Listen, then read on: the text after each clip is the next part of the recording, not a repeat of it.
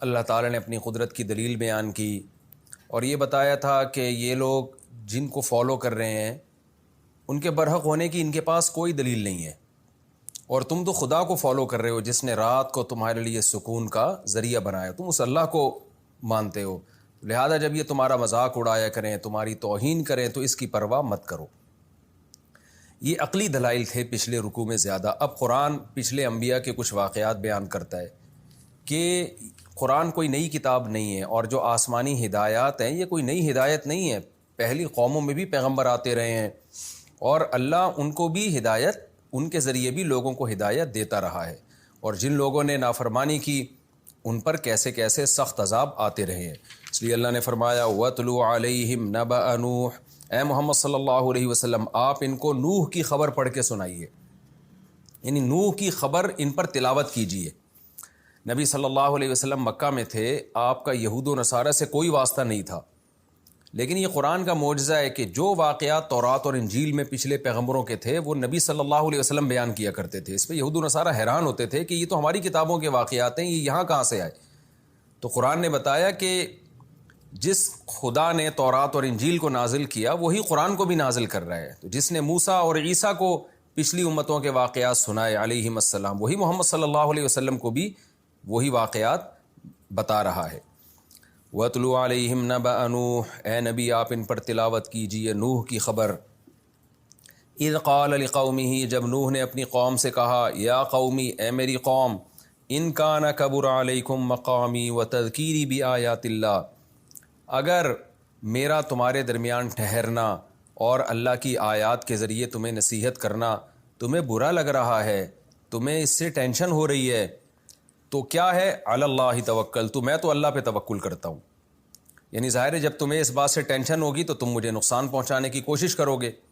نہیں ہونا تو چاہیے تمہیں خوش کہ تمہیں ہدایت مل رہی ہے، سیدھا راستہ بتا رہا ہوں، لیکن اگر تم پہ یہ عمل شاق گزر رہا ہے تو ظاہر ہے جب کوئی عمل کسی پہ شاق گزرتا ہے، ٹینشن ہوتی ہے، تو وہ اس سے بچنے کی کوشش کرتا ہے۔ تو تم اس ٹینشن سے بچنے کے لیے تم کیا کرو، میں تو اللہ پہ توکل کرتا ہوں لیکن تم میرے خلاف جتنی تدبیر کر سکتے ہو کر لو، اور اتنی تدبیر کرو کہ تمہیں حسرت نہ رہے کہ تدبیر میں کوئی کمی رہ گئی ہے، حسرت نہ رہے تمہیں۔ تو اس کے بعد بھی اگر میں بچ گیا اور اللہ نے مجھے غالب کیا تو یہ اس کی علامت ہے کہ میں برحق ہوں۔ یہ مضمون حضرت نوح علیہ السلام اس قوم کو سمجھانا چاہ رہے تھے۔ فعلی اللہ توکلت، تو میں تو اللہ پہ توکل کرتا ہوں۔ فاجمعوا امرکم وشرکاءکم، تو تم اپنی تدبیر اور سارے تمہارے جھوٹے معبود ہیں ان کو جمع کرو۔ ثم لا یکن امرکم علیکم غمہ، پھر تمہارا معاملہ تم پر غمہ، یہ غم سے نکلا ہے نا، اردو والا جو غم ہوتا ہے، یہ ٹینشن کا سبب نہ رہے، غم کا سبب نہ رہے کہ ہم نے نوح کے خلاف تدبیر کم کی تھی۔ ساری تدبیریں اکٹھی کر لو اور یہ تمہارے معبود جن کو میں برا بلا کہتا ہوں ان کو بھی میرے خلاف لے آؤ۔ تو ثم اقضوا الیہ، پھر میری طرف تم نے جو کرنا ہے کر لو، ولا تنظرون، اور مجھے مہلت بھی نہ دو۔ یعنی ظاہر ہے تم یہ کرنے کے بعد بھی اگر میرا کچھ نہیں بگاڑ پا رہے تو پھر بہتر نہیں ہے کہ مجھ پر ایمان لے آؤ۔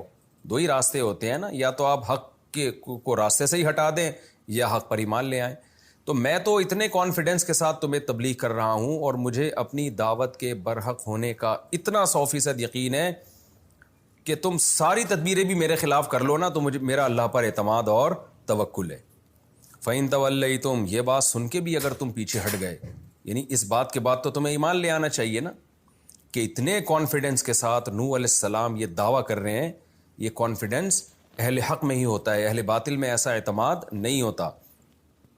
فَإِن تَوَلَّيْتُمْ، پس اگر اس کے بعد بھی تم پیچھے ہٹتے ہو، فَمَا سَأَلْتُكُم مِّنْ أَجْرٍ، دیکھو میں نے تم سے کوئی اجر نہیں مانگا۔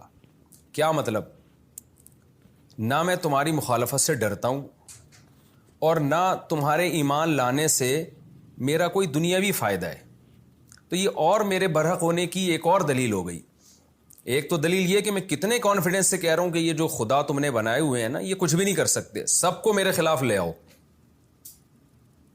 ایک تو یہ دلیل، دوسرا یہ کہ اگر تم ایمان لاتے ہو تو مجھے کیا ملے گا اس سے؟ مجھے تو کچھ بھی نہیں مل رہا۔ یہ خود اس کی علامت ہے کہ میں خدا کا بھیجا ہوا پیغمبر ہوں، میرا کوئی اس میں دنیاوی مفاد نہیں ہے۔ فَإِن تَوَلَّيْتُمْ فَمَا سَأَلْتُكُم مِّنْ أَجْرٍ، اگر تم پھر بھی پیچھے ہٹتے ہو، تو میں نے تم سے کوئی اجر کا مطالبہ نہیں کیا. ان اجری الا علی اللہ، نہیں ہے میرا اجر مگر اللہ پر، اس نے مجھے اجر دینا اس دعوت پر. وَأُمِرْتُ أَنْ أَكُونَ مِنَ الْمُسْلِمِينَ، اور مجھے حکم دیا گیا ہے کہ میں فرما برداروں میں سے ہو جاؤں. کیا مطلب؟ میں جس بات کا تمہیں حکم دے رہا ہوں صرف تمہیں اللہ کا فرما بردار نہیں بنا رہا، سب سے پہلے ان احکام کا خود کو پابند کر رہا ہوں میں. مجھے بھی اللہ نے آرڈر دیا ہے کہ میں بھی اس کی شریعت کو فالو کروں، اس میں میں اور تم برابر ہیں. یہ خود ایک تیسری دلیل ہے نوح علیہ السلام کے برحق ہونے کی. جب کوئی لیڈر کسی کو کسی بات کا آرڈر دیتا ہے اور وہ سب سے پہلے اس کا پابند خود اپنے آپ کو سمجھتا ہے، تو یہ بھی ایک ظاہری علامت ہوتی ہے اس بات کی کہ یہ لیڈر جس چیز کی دعوت دے رہا ہے وہ واقعی اس کو دل سے برحق سمجھتا ہے یہ ورنہ آپ دیکھیں نا ہمارے لیڈروں کی حالت، جس چیز کی لوگوں کو دعوت دے رہے ہیں خود اس کے خلاف چل رہے ہوتے ہیں. تو نوح علیہ السلام نے کہا مجھے خود بھی حکم دیا گیا ہے کہ میں اس کا فرما بردار بن کے زندگی گزاروں. یعنی میں تمہیں اپنا فرما بردار نہیں بنا رہا، میں تمہیں اپنے آپ کو بھی اور تمہیں بھی اس کائنات کے خالق کا فرما بردار بنا رہا ہوں جس نے اس کائنات کو پیدا کیا. مگر کیا ہے؟ فَكَذَّبُوهُ، اللہ کہتے ہیں قوم نے جھٹلایا. فَنَجَّيْنَاهُ، تو ہم نے نجات دے دی نوح کو بھی، وَمَن مَّعَهُ، اور جو نوح کے ساتھ فی الفلک کی کشتی میں تھے ان کو بھی. وَجَعَلْنَاهُمْ خَلَائِفَ، اور جو لوگ کشتی میں نوح کے ساتھ سوار تھے اور نوح علیہ السلام، ہم نے انہی کو زمین کا جانشین بنایا. وَأَغْرَقْنَا الَّذِينَ كَذَّبُوا بِآيَاتِنَا، اور جو لوگ ہماری آیات کا انکار کیا کرتے تھے ہم نے سب کو غرق کر دیا. فانظر، اے مخاطب دیکھ، کیف کان عاقبۃ المنذرین، جن کو عذاب سے ڈرایا گیا تھا اس کا انجام کیا ہوا. تو اللہ تمہیں بھی عذاب سے ڈرا رہا ہے، ایسا نہ ہو کہ تمہارا انجام بھی انہی کے جیسا ہو. اللہ ہم سب کی حفاظت کرے.